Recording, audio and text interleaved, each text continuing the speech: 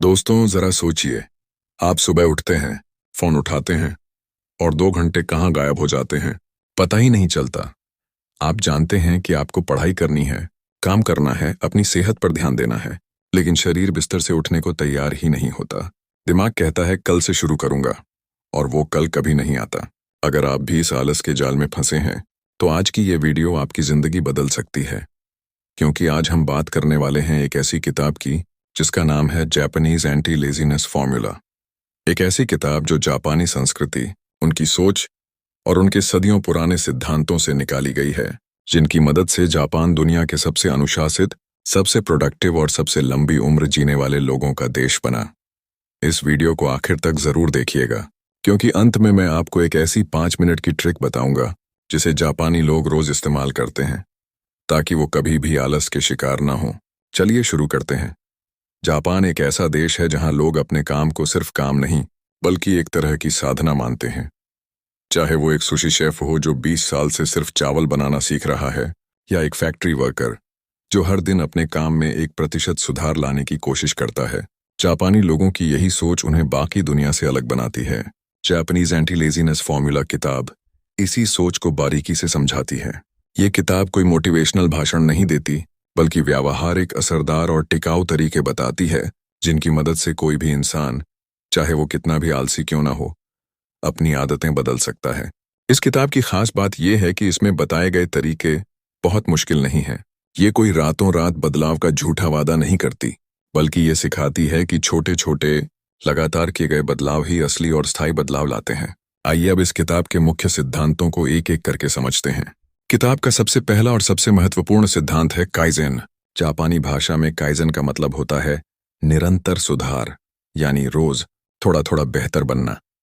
ज्यादातर लोग जब अपनी जिंदगी बदलने की सोचते हैं, तो वो बहुत बड़े लक्ष्य बना लेते हैं। जैसे, मुझे रोज 1 घंटा जिम जाना है, मुझे रोज 2 घंटे पढ़ाई करनी है। शुरुआत के 2-3 दिन तो जोश में निकल जाते हैं, लेकिन फिर शरीर और दिमाग दोनों थक जाते हैं और इंसान वापस अपनी पुरानी आदतों में लौट आता है। काइजेन का सिद्धांत बिल्कुल उल्टा है। ये कहता है, इतना छोटा कदम उठाओ कि उसे न करने का कोई बहाना ही न बचे। अगर आपको एक्सरसाइज की आदत डालनी है, तो रोज 1 घंटा जिम जाने का लक्ष्य मत बनाइए, बल्कि सिर्फ एक पुशअप करने का लक्ष्य बनाइए। हाँ, सिर्फ एक पुशअप। ये सुनने में हास्यास्पद लगता है, लेकिन इसके पीछे एक गहरा मनोवैज्ञानिक सिद्धांत है। जब लक्ष्य इतना छोटा होता है, तो दिमाग का वो हिस्सा जो बदलाव से डरता है, जिसे साइकोलॉजी में अमिगडाला कहा जाता है, वो सक्रिय ही नहीं होता। दिमाग को लगता है कि ये कोई बड़ा खतरा नहीं है, इसलिए वो विरोध नहीं करता। और मजे की बात यह है, जब आप एक पुशअप करने के लिए जमीन पर लेटते हैं, तो अक्सर आप सिर्फ एक नहीं, बल्कि 5-10 पुशअप कर लेते हैं, क्योंकि सबसे मुश्किल हिस्सा होता है शुरुआत करना, ना कि उसे जारी रखना। किताब में एक उदाहरण दिया गया है, टोयोटा कंपनी का। टोयोटा दुनिया की सबसे सफल कार कंपनियों में से एक है, और इसकी सफलता के पीछे काइजेन का सिद्धांत है। टोयोटा के फैक्ट्री वर्कर्स से कहा जाता है कि वो हर दिन अपने काम में एक छोटा सा सुधार खोजें, चाहे वो कितना भी छोटा क्यों ना हो। एक स्क्रू को थोड़ा अलग तरीके से कसना, एक टूल को थोड़ा करीब रखना, ये छोटे छोटे सुधार सालों में मिलकर एक विशाल बदलाव बन जाते हैं। आप अपनी जिंदगी में भी यही कर सकते हैं। अगर आप किताबें पढ़ना चाहते हैं, तो रोज सिर्फ एक पन्ना पढ़िए। अगर आप ध्यान, मेडिटेशन करना चाहते हैं, तो रोज सिर्फ 1 मिनट बैठिए। अगर आप पानी ज्यादा पीना चाहते हैं, तो बस 1 गिलास से शुरुआत कीजिए। याद रखिए, लक्ष्य इतना बड़ा नहीं होना चाहिए कि वो डराए, बल्कि इतना छोटा होना चाहिए कि उसे टालने का कोई कारण ही न बचे। किताब का दूसरा सिद्धांत है इचिगो इचिए, जिसका मतलब होता है एक समय, एक मुलाकात। यानी हर पल अपने आप में अनोखा है और वो दोबारा कभी नहीं आएगा। ये सिद्धांत मूल रूप से जापानी चाय समारोह, टी सेरेमनी से आया है, जहां मेजबान और मेहमान दोनों इस बात को समझते हैं कि ये खास मुलाकात इन्हीं लोगों के साथ, इसी समय, इसी जगह पर दोबारा कभी नहीं होगी। इसलिए इस पल को पूरी तरह से, पूरे ध्यान से जीना चाहिए। अब आप सोच रहे होंगे कि इसका आलस से क्या संबंध है। दरअसल आलस का एक बहुत बड़ा कारण है हमारा ध्यान बिखरा हुआ होना। जब हम कोई काम करते हैं, तो हमारा दिमाग कहीं और होता है, कभी पुरानी गलतियों में, कभी भविष्य की चिंताओं में, कभी सोशल मीडिया के नोटिफिकेशन में। इचिगो इचिए हमें सिखाता है कि जब भी आप कोई काम कर रहे हों तो पूरी तरह से उसी काम में डूब जाइए। अगर आप पढ़ाई कर रहे हैं तो उस समय सिर्फ पढ़ाई कीजिए, फोन दूर रखिए, बाकी सोच एक तरफ रखिए। अगर आप किसी से बात कर रहे हैं तो पूरी तरह से उस बातचीत में रहिए। जापानी लोग इस सिद्धांत को अपने रोजमर्रा के कामों में भी लागू करते हैं। जब वो चाय बनाते हैं तो सिर्फ चाय बनाने पर ध्यान देते हैं। जब वो खाना खाते हैं तो सिर्फ खाने का स्वाद लेते हैं, टीवी या फोन नहीं देखते। इसे माइंडफुलनेस भी कहा जाता है, लेकिन इचिगो इचिए इससे एक कदम आगे जाता है। ये सिखाता है कि हर पल को इतना कीमती समझो जितना कि वो दोबारा कभी ना आने वाला हो। जब आप इस सोच के साथ काम करते हैं तो आलस अपने आप कम होने लगता है, क्योंकि आपका दिमाग टाल मटोल नहीं करता। आप जानते हैं कि अभी का पल अनमोल है और उसे बर्बाद नहीं किया जा सकता। किताब में एक प्रैक्टिकल एक्सरसाइज बताई गई है। हर सुबह उठकर खुद से सिर्फ एक सवाल पूछिए, अगर आज का दिन मेरी जिंदगी का आखिरी दिन होता तो क्या मैं इसे आलस में बिताता? ये सवाल आपके अंदर एक नई ऊर्जा भर देता है।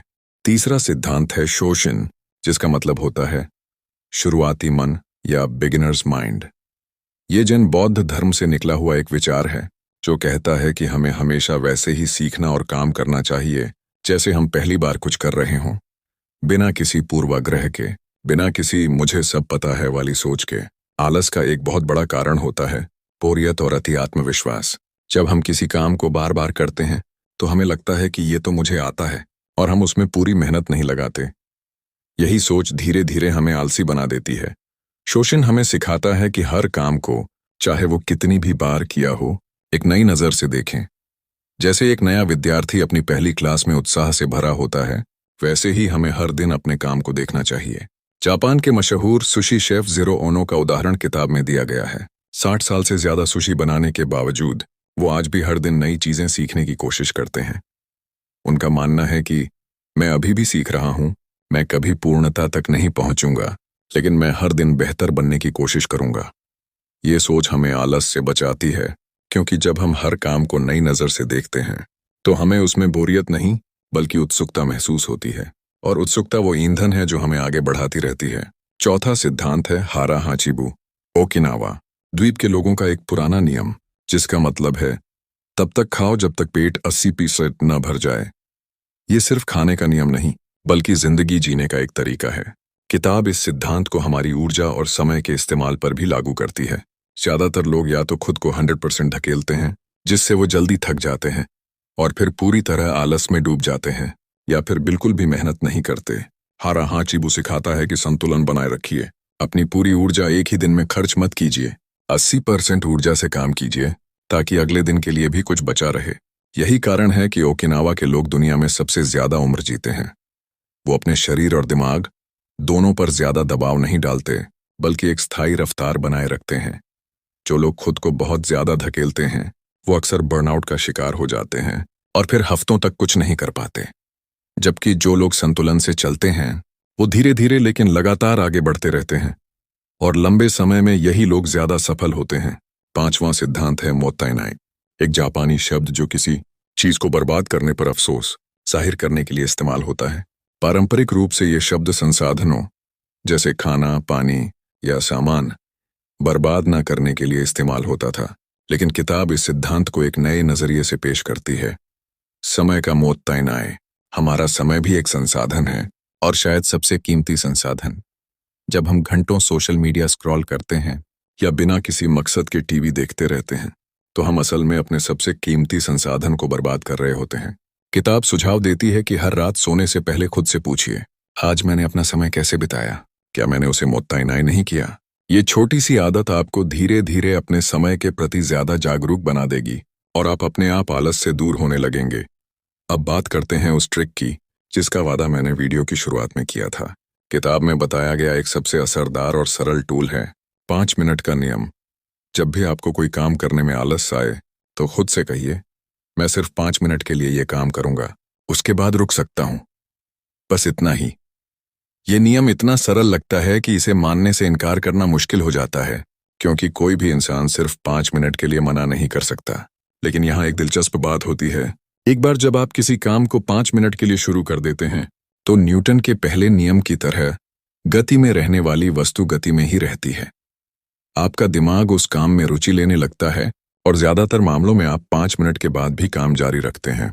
ये टेक्निक इतनी ताकतवर है कि दुनिया भर के मनोवैज्ञानिक और प्रोडक्टिविटी एक्सपर्ट्स इसे इस्तेमाल करने की सलाह देते हैं। इसकी जड़ जापानी संस्कृति की पहला कदम उठाने वाली सोच में है। एक बड़ा सफर भी एक छोटे कदम से शुरू होता है। अब सवाल ये उठता है कि इन सब सिद्धांतों को असल जिंदगी में कैसे लागू करें। किताब इसके लिए एक सरल रोड मैप देती है। सबसे पहले अपने सबसे बड़े लक्ष्य को इतने छोटे टुकड़ों में तोड़िए कि हर टुकड़ा हास्यास्पद रूप से आसान लगे। यही काइज़ेन है। दूसरा, जब भी कोई काम करें पूरी तरह से उसमें डूब जाएं, ध्यान भटकने न दें। यही इचिगो इचिए है।